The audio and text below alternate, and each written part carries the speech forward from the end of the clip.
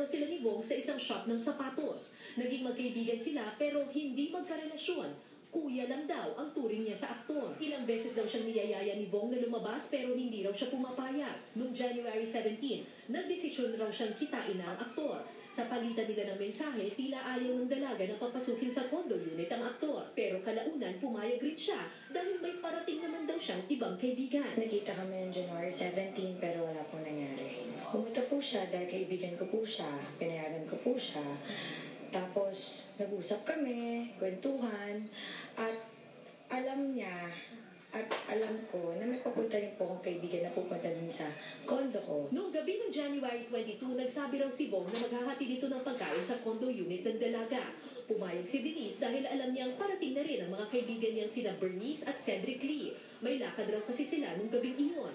Nang pumasok si Bong, maayos pa raw itong nakipag-usap. Kasi ano siya parang yung companionship, parang di ba po, komedyante, parang makulit lang. So ako naman po, dahil parang tato kong kapatid sa kanya, parang kuya.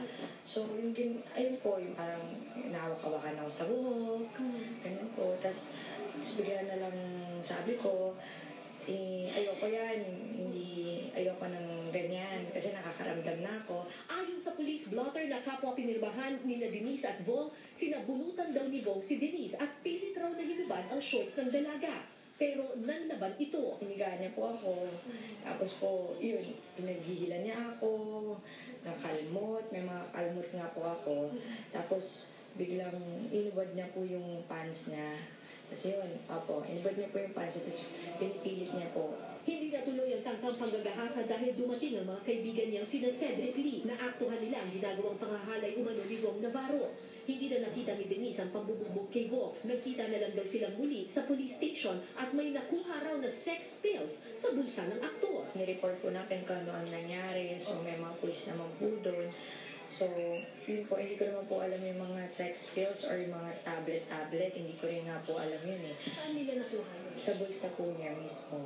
Itinanggi ng kampo ni Denise na set up ang buong pangyayari. Napakagaling naman po namin kung ma-set up po yung gano'n.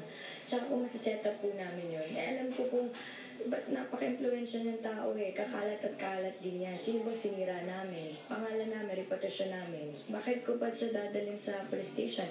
Kung tutusin, pwede nga po nandun. Pwede naman niya hindi pirman. Bakit niya pinirmahan? Bakit siya sorry na sorry sa akin? Tsaka, doon pwede siya sumaklolo. Eh, ba't hindi ginawa yun? Wala rin daw silang balak na manghuthot ng pera. Katunayan, si Bong Pangaraw ang nag-alok ng pera bilang kabayaran sa mga nasira sa condo unit ng dalaga. Ilang ulit rin daw itong humingi ng tawad at nakiusap na huwag nang ilabas sa publiko ang pangyayari alang-alang sa kanyang pamilya at sa kanyang career. Bilang dating magkaibigan, pumayag si Denise na huwag nang magsampa ng kaso at pinatawad na lang ang aktor. Ayoko na rin malagay pa sa ganitong, kumalat or ganito.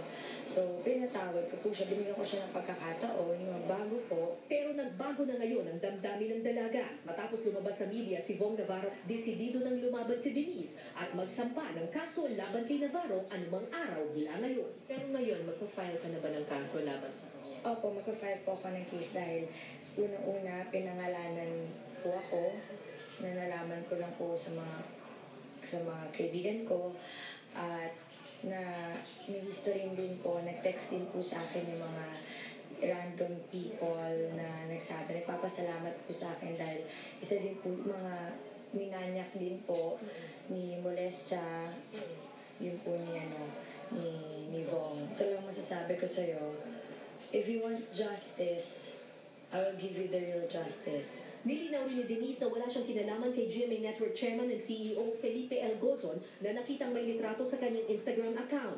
Nagkataon lang daw na nagpakuha siya ng litrato noon sa isang event kasama ang kanyang lolo na dating taga-GMA. I apologize that Attorney Gozon na nalagay po yung pangalan niyo dito dahil wala naman po hindi ko po makokontrol ang mga tao na gustong sumira